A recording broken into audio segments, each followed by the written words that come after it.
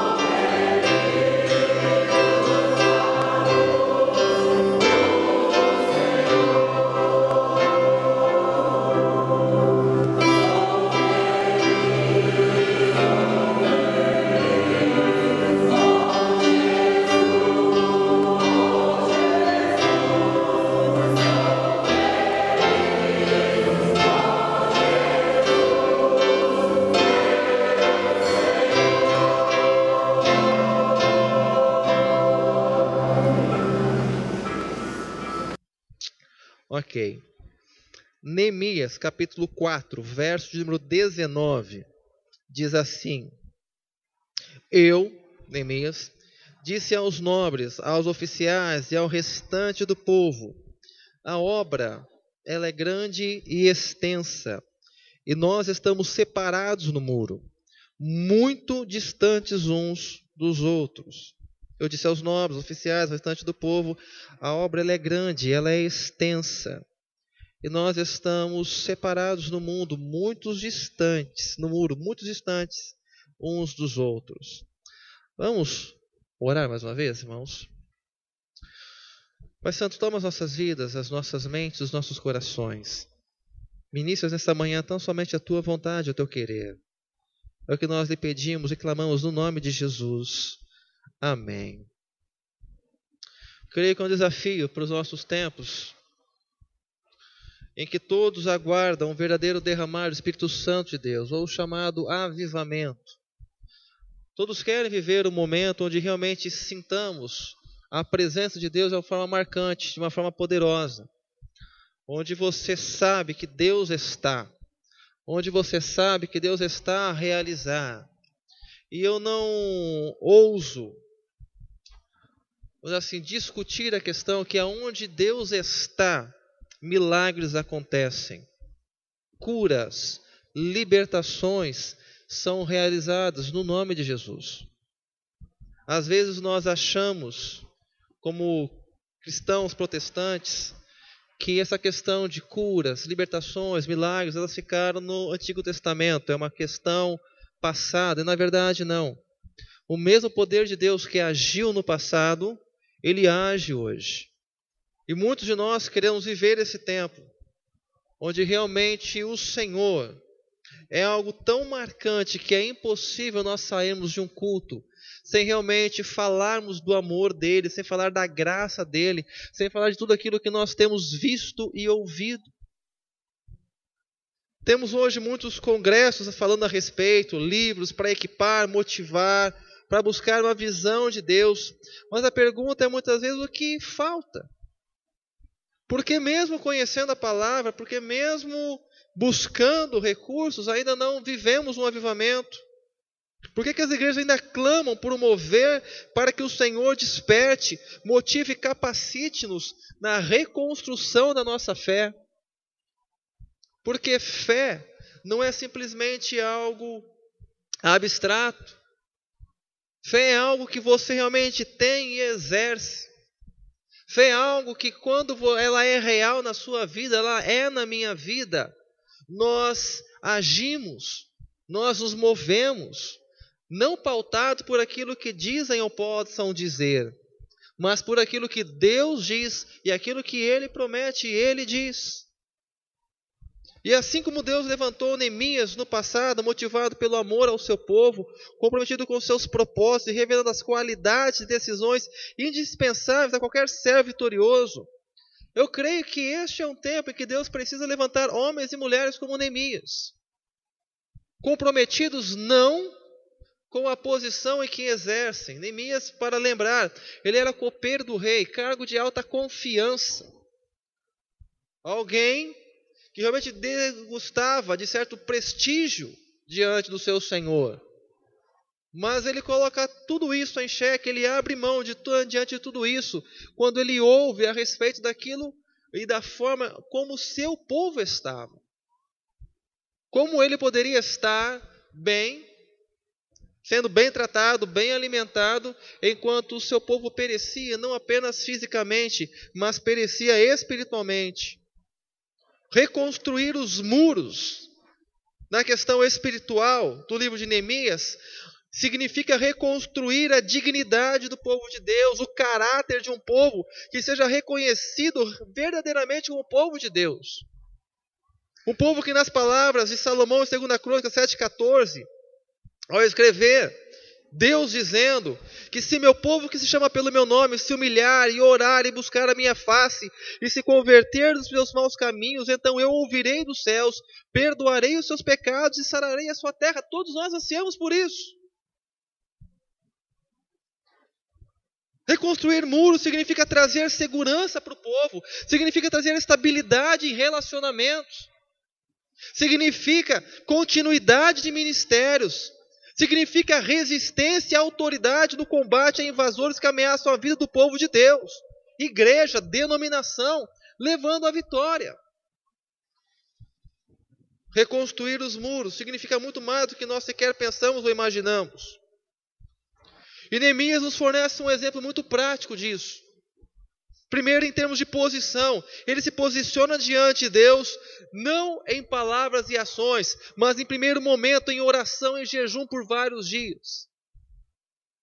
A Convenção Batista Brasileira tem nesse último trimestre estudado a questão de oração, mas como a oração é algo parece que longínquo da prática dos dias odiernos. Pouco tempo se investe e não é gastar. Gastar nós gastamos com combustível, com comida, qualquer outra coisa. Quanto tempo nós investimos em oração se cremos que o verdadeiro poder demanda e emana de um relacionamento íntimo e pessoal com o Senhor Deus Todo-Poderoso? Quantas vezes nós jejuamos por semana ou por mês?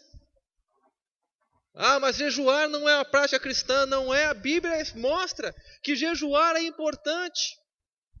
É abrir mão de muitos prazeres para dizer: Deus, o Senhor é mais importante que qualquer outra coisa em minha vida. Neemias, ele se dedica à obra. Primeiro, porque ele ora. E não apenas um dia, 2, 3, uma semana. Ele passa meses orando, ele passa meses jejuando, esperando que Deus dê o primeiro passo. Muitas vezes nós queremos a obtenção da bênção do Senhor para nossas vidas, mas quantas vezes nós nos dispomos a orar e a clamar, até vermos Deus dar o primeiro passo, e não nós agirmos segundo nossa própria vontade de querer? O que eu tenho em mente quando eu digo isso? Deus promete a Abraão um filho da promessa, todos nós sabemos. Mas no meio caminho, 10 anos depois da não obtenção da resposta de Abraão, o que Sara tem uma ideia, ou qual a ideia de Sara? Vamos encurtar o caminho de Deus, vamos fazer com que a nossa funcionária, a nossa empregada tenha relações sexuais com você, Abraão, e assim terá um filho, e nasce Ismael. Isso era o filho da promessa? Não é. Isto é o homem tentando dar o passo que somente Deus pode dar. Neemias, ele sonha com a reconstrução dos muros de Jerusalém. Quantos de nós temos sonhado com a reconstrução dos muros espirituais da nossa nação? Do nosso povo. Do povo denominado evangélico ou cristão.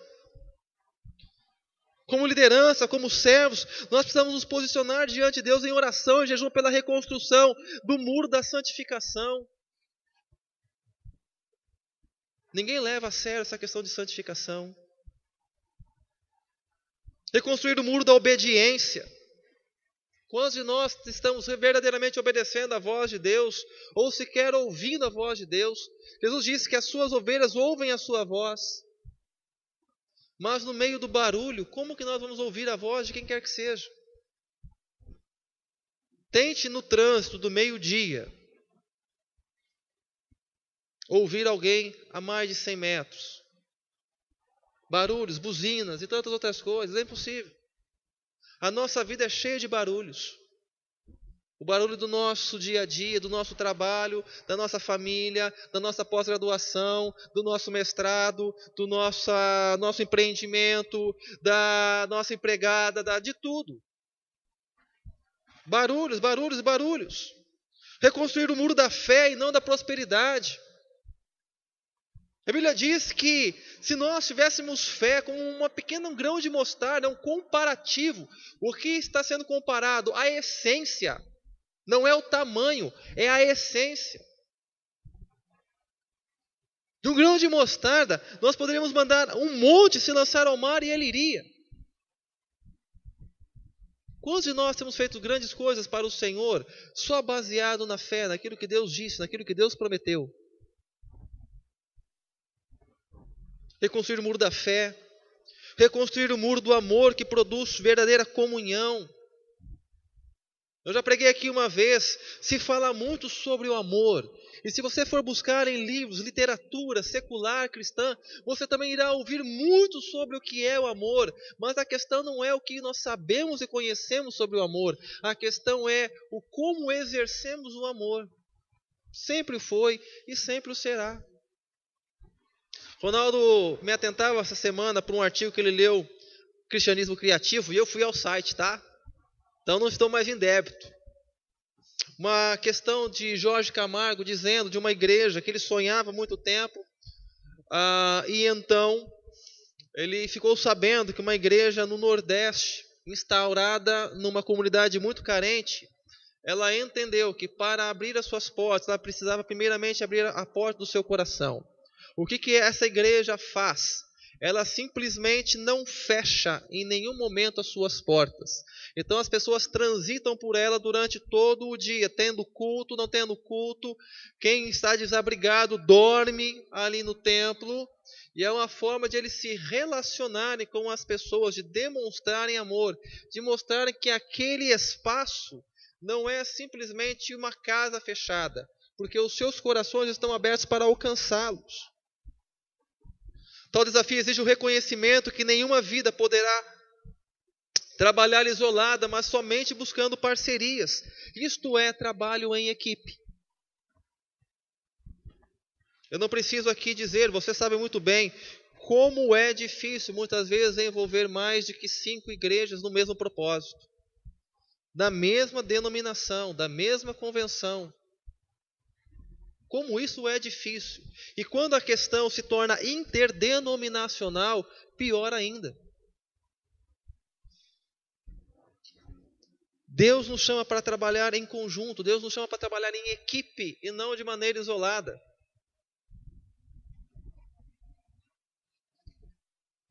Como fazer a obra de Deus de maneira, vamos colocar assim, em equipe, em conjunto? Primeiro, queridos, eu quero chamar a atenção para vocês nessa manhã, é que para fazer a obra de Deus em conjunto, é preciso entender o que Deus quer e o seu propósito. Irmãos, eu acho bastante interessante isso, quando as pessoas ficam procurando profetas e profetisas por aí para saber qual é a vontade de Deus para a minha vida, para a sua vida, para a vida do meu vizinho, coisa parecida. A vontade de Deus, ela é revelada de Gênesis e Apocalipse. É clara. Não precisa de ninguém revelar absolutamente nada, porque ela já foi revelada. Qual é a vontade de Deus? Que nenhuma vida pereça. Que nenhuma ovelha esteja longe do aprisco de Deus. Essa é a vontade de Deus. A vontade de Deus é que nos amemos uns aos outros. Mas muitas vezes nos envolvemos numa tragédia a qual Pedro foi acometido e que muitas vezes achamos que isso é apenas em relação a Pedro. Quando você lê Lucas 22, de 31 ao verso número 55, é um texto bastante longo, mas o que está acontecendo nesse capítulo da Bíblia de maneira especial? Jesus chega para Pedro e adverte-o a respeito da questão da traição. Ele fala então que Pedro irá traí-lo, ele fala que não vai acontecer, e os irmãos sabem o final da história. Então ele trai Jesus, e logo depois, então, quando Jesus é levado então, ao sinédrio, enfim, ele vai acompanhando, até o ponto que ele é confrontado por algumas pessoas. Não, você estava junto com ele. Até o ponto culminante em que, no meio daquela multidão, os olhos de Jesus se voltam para Pedro, e ele, não aguentando, sai correndo chorando. Qual que é a tragédia de Pedro? Primeiro, orgulho e autossuficiência.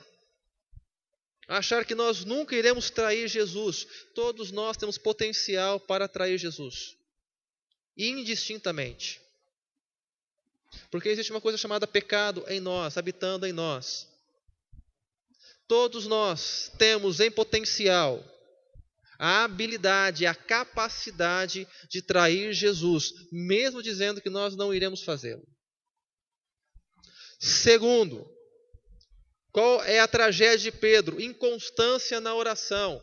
Quantas vezes Jesus pede para os discípulos estarem orando e encontra-os dormindo e não intercedendo juntamente com Ele. Uma das grandes tragédias da nossa vida é justamente o fato da inconstância na oração. Eu oro um dia, não oro 2 dias, oro depois uma semana, não oro mais. Nós nos alimentamos todos os dias, comemos café da manhã, almoço, jantar, ceia da meia-noite, para aqueles que dormem altas horas e que vêm e voltam da faculdade. A oração é igual, a oração é alimento para o cristão. Se a sua oração é inconstante, a sua comunicação com Deus também o é. Não tem como ser diferente. Porque intimidade com Deus emana de um relacionamento íntimo e pessoal com Ele. E a amizade profunda, ela é consequência de dia após dia estarmos dialogando e conversando com o nosso Senhor. Qual é a tragédia de Pedro? Relacionar-se com Jesus à distância. Nós estamos na era do EAD, ensino à distância. E tem muita gente se relacionando com Deus da mesma forma, se relacionando com Deus à distância. Jesus está lá, os conhecimentos de Deus estão lá, mas eu estou distante. Porque a partir do momento em que eu me envolver de fato e verdade com o cristianismo, eu vou ter que tomar posição. E essa posição é mudança. E essas mudanças significam abrir mão de muitas coisas, aquilo que eu gosto e eu quero. A vida cristã, meu irmão, na sua essência, significa, em outras palavras, se dar para uma cova de leões. Em outras palavras, nada mais é do que isso, se dar para uma cova de leões. Porque o mundo jamais vai aceitar o verdadeiro cristão. O sistema político jamais vai aceitar o verdadeiro cristão. Apenas uma matéria que estava lendo na revista, no jornal eletrônico Terra, é que grupos do chamado movimento LGBT, GLBT, enfim, cada vez eles mudam as siglas, relacionado a homossexuais, é que, conjuntamente com o Partido dos Trabalhadores, é fomentar o maior número de candidatos este ano, em todas as suas esferas, para que possam, então, dentro das esferas estaduais, municipais, futuramente federais, mudarem as leis. Eu achei interessante essa estratégia. Não tenho nada contra o homossexualismo ou contra o homossexual. Pelo contrário, tenho intimidade com algumas pessoas que são homossexuais por opção. E isso não é genético. Ok? Mas não está em questão esta questão. É condicionamento. Mas a questão de se envolver na questão política para obter fins próprios. A busca pela união do segmento para que obtenham algo em próprio benefício. O que isso nos mostra? O que Jesus diz que muitas vezes os filhos das trevas são mais sábios que os filhos da luz. Porque muitas vezes, enquanto as pessoas brigam por tantas coisas supérfluas, as verdadeiras são renegadas. Ainda temos um país cheio de corrupção, ainda temos um país cheio de pedofilia, ainda temos um país cheio de tantas desgraças e misérias. E nós somos 42 milhões de evangélicos no país, segundo dados do IBGE. A tragédia de Pedro é orgulho, autossuficiência, inconstância na oração, relacionamento com Jesus à distância. Qual foi o sucesso de Neemias? Porque além da oração e do jejum, ele trabalhou na formação de uma liderança eficaz. Eu não consigo edificar esses muros sozinhos. Eu preciso de você. Jerusalém não é minha, ela é sua também. Vamos edificar. A denominação batista não é minha, é sua também. Vamos ajudar. A primeira igreja batista não é minha, é sua também. Vamos ajudar a buscar a 100ª ovelha. Fazer a obra de Deus significa estar lado a lado com Deus, seu propósito, investir em pessoas, ganhar almas para o Senhor. Segundo, é preciso entender alguns passos para uma caminhada vitoriosa. Não sou adepto daquela questão. 7 passos para a vitória, 12 passos para a conquista, 3 passos para não sei o quê, nada disso. Mas Neemias nos mostra alguns passos que são importantes. Tá? Isso está no capítulo 2, eu não vou citar todos os textos para ganhar um pouco de tempo, tá? Mas você pode fazer essa leitura em casa. Primeiro, você precisará entender que é necessário tomar a iniciativa. Neemias, ele se levanta. Diz a palavra do Senhor no capítulo 2, então eu me levantei, eu me dispus. Gosto muito da frase de James Kennedy, quando ele chama o país dele para uma posição dizendo que a questão não era o que o país podia fazer pela população, mas o que a população poderia fazer pelo país. A questão não é o que a igreja pode fazer por você, ou a denominação pode fazer por você. A questão é o que você pode fazer em relação à denominação, o que você pode fazer em relação à igreja, o que você e eu podemos fazer em relação a Cristo e a palavra de Deus. Essa é a questão. Sempre foi e sempre será. Neemias, ele conscientiza que não poderá contar com a maioria. Durante a vistoria do templo, dos muros, no capítulo 2, verso 12, diz assim, olha, saí à noite com alguns amigos. Ele sabia que não pode contar com todo mundo. Infelizmente, essa é a realidade. Não se pode contar com todos. É necessário entender que é preciso ter convicção de que seus planos foram dados por Deus, sua visão veio de Deus. No mesmo verso 12, ele diz, olha, eu não havia contado a ninguém o que o meu Deus havia plantado no meu coração. Porque muitas vezes, quando você fala, olha, porque Deus me falou isto, você será com certeza chamado de louco, de insensato, ou de qualquer outra coisa. Deus falou com você? Quarto, para a caminhada vitoriosa, estar preparado para dificuldades, especialmente pela questão financeira. No verso 12, não havia animal, além daquele que eu estava montado, não havia mais nada, não havia recursos, não havia animais para transportar absolutamente nada. Havia um único animalzinho que Neemias pegou para poder rodar toda a cidade. Aí nós ficamos, porque não tem dinheiro. Não vai ter dinheiro mesmo não, para o povo de Deus não existe questão de dinheiro. A questão do povo de Deus significa o seguinte, confiar que o Senhor, à luz da palavra de Deus, através do profeta Ageu, Ele é o Senhor de todo o ouro e de toda a prata. Esta é a questão, e é o que faz diferença. Eu estive novamente nas minhas férias, na Terceira Igreja Batista, a qual eu tenho um apreço muito grande pelo reverendo Dr. Mauro Clementino. E eu vi, irmãos, ninguém me contou, eu vi uma igreja de 100 membros, com a entrada um pouquinho mais de R$5.000 por mês, virar uma mega de uma igreja. Adquirindo um terreno de R$790 mil, sem ter um centavo em caixa, com a primeira parcela em R$200 mil, e ser quitado antes do prazo. Loucura! A frase que o Dr. Mauro Clementino usava é justamente o seguinte, olha, Deus mandou e eu vou fazer, e Deus jamais vai desamparar. E aí vem a frase, o Deus que aponta é o mesmo que paga a conta.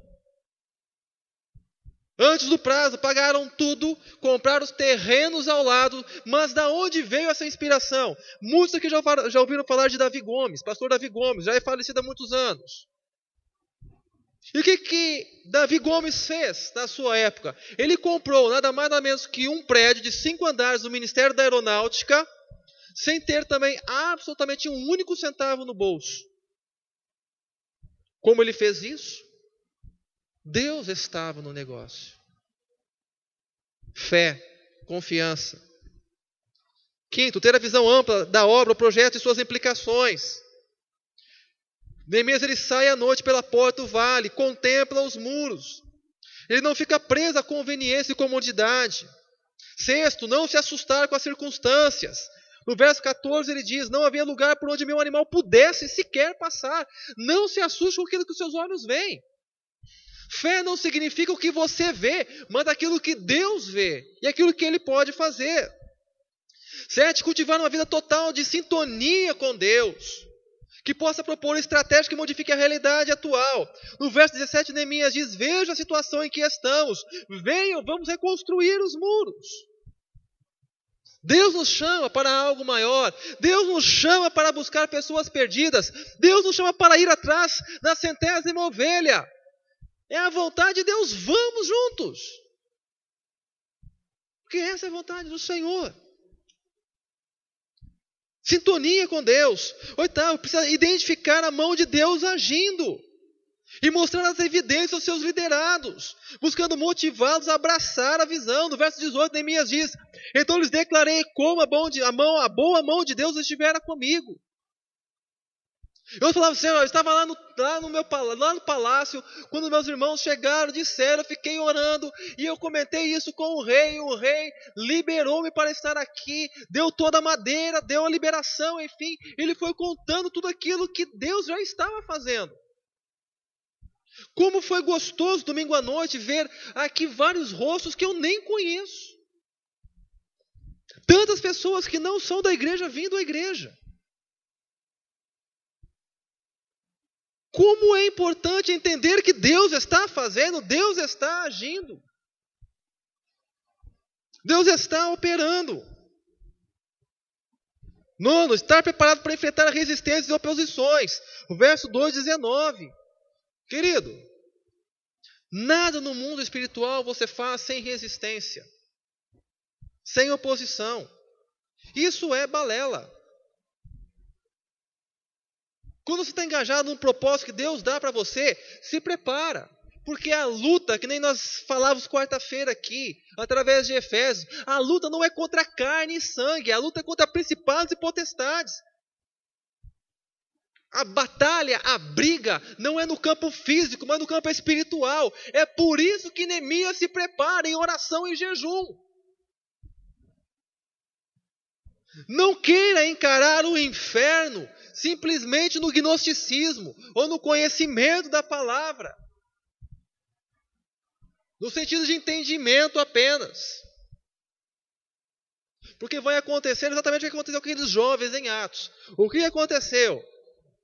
Está lá Paulo e os discípulos evangelizando, curando, expulsando demônio. Aí tem uma turma que diz, isso é legal, isso é bacana. Vamos fazer também. Aí encontram um homem endemoniado.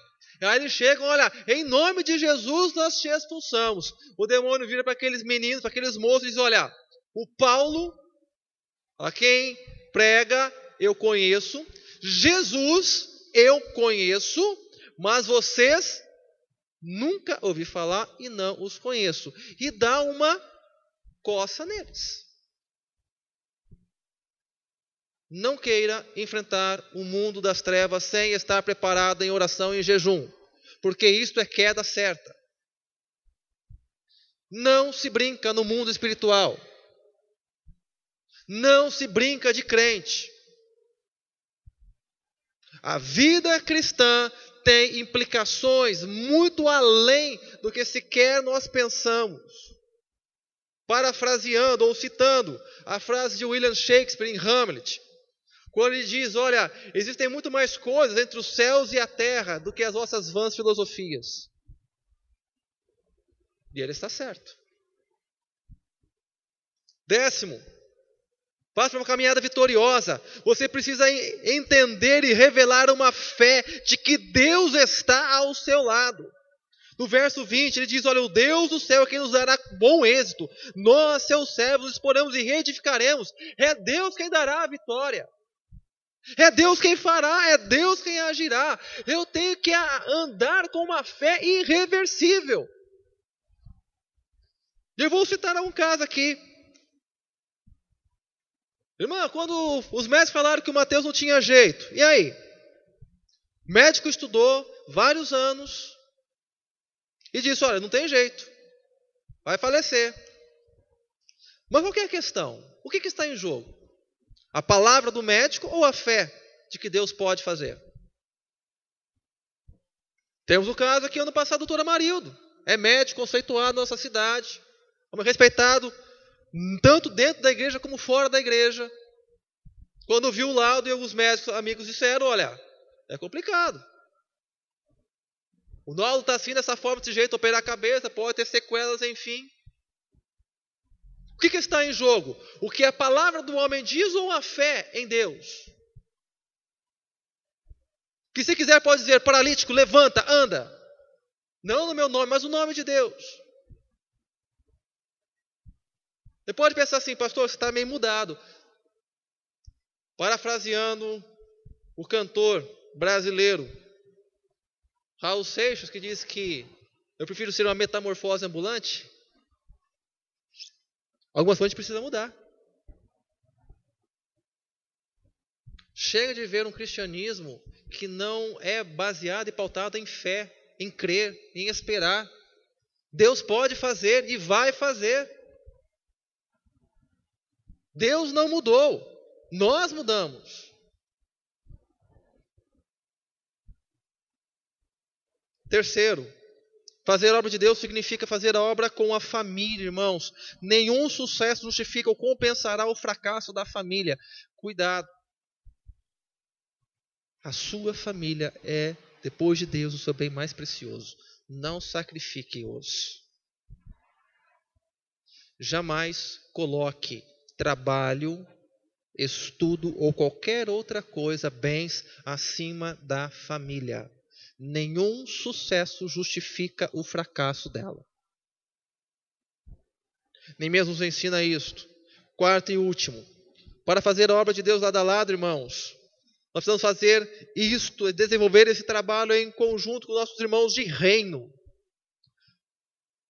Eu quero dizer com pessoas de reino, construção de reino. A palavra de Deus, ela fala sobre a questão do reino de Deus, que é de Deus e é para Deus. Ele não fala de reino denominacional, ou reino partidário, ou reino faccional. Ele fala de reino de Deus, que é para Deus. Isso significa que na construção da obra de Deus, nós precisamos andar de mãos dadas com aquelas pessoas que professam, em primeiro lugar, o nome de Jesus Cristo. E você vê essa diferença. Jesus, na construção do reino, ele chama crianças para tomar conta da porta do reino. Isso está escrito lá em Marcos 9:37. E vai dizer no verso número 38 que no reino de Deus não pode haver concorrência e nem ciúmes. O sonho de Deus é que celebremos uns aos outros, independente do rótulo denominacional ou ministério que estejamos exercendo.